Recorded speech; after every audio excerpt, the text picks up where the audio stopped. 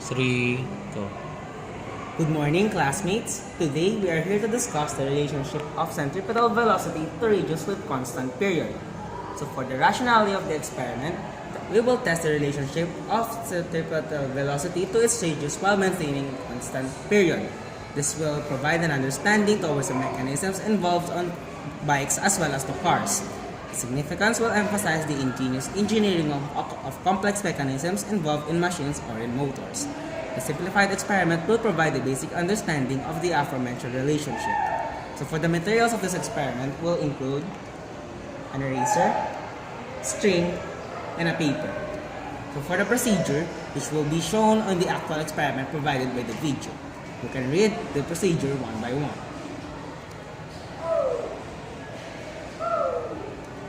And for the actual experiment, you can watch the video and play it now.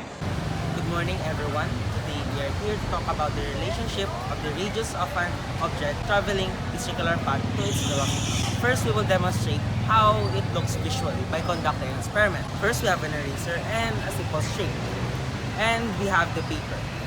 First, we measure 30 centimeters from the string and tie it to the eraser.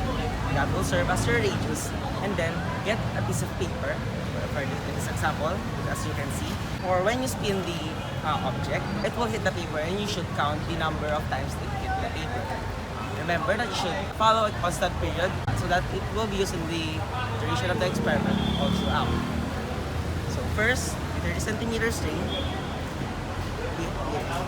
here. In our pre-conducted experiment, the 30 centimeter radius spun around in 5 seconds, 16 revolutions. We repeat the previous steps, but this time in a 40 centimeter radius.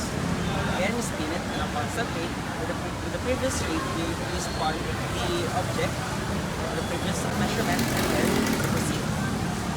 Yes.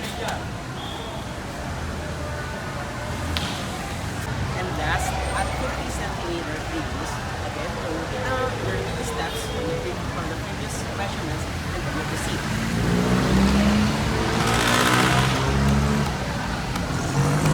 So based from the experiments that we have been conducted a while ago, it showed that when the radius or the length of the string is longer, the velocity will be faster. So we can apply this experiment in real life, for example, in the gears of the car. Usually, the gears of the car have 5 to 6 gears, and this gear corresponds to the size of the gears that the car is using. So we can compare the experiment a while ago with the gears of the car, because when the gears of the car become more larger, the speed of the car become more faster.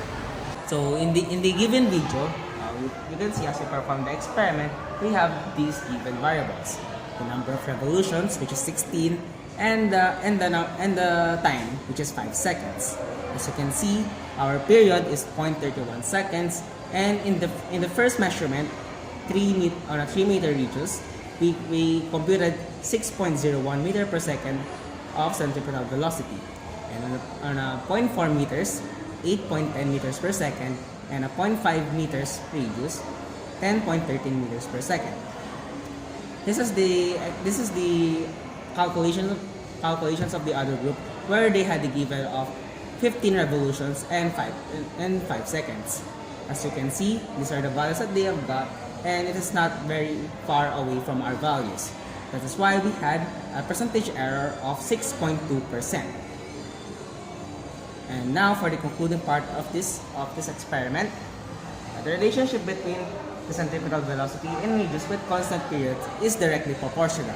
A higher radius means there is larger area in the circumference in which the object is traveling. Thus, a greater distance is traveled, giving an increasing radius.